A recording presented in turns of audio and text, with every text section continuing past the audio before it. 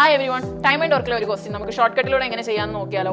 A, B and C can complete the work in 15 days. A with the help of C can complete the same work in 20 days. Find the number of days taken by B alone to complete the same work. അപ്പോൾ A B and C മൂന്ന് പേരും കൂടെ ഒരുമിച്ച് ഒരു work complete ചെയ്യാൻ 15 days എടുക്കും എന്നാണ് പറയുന്നത്.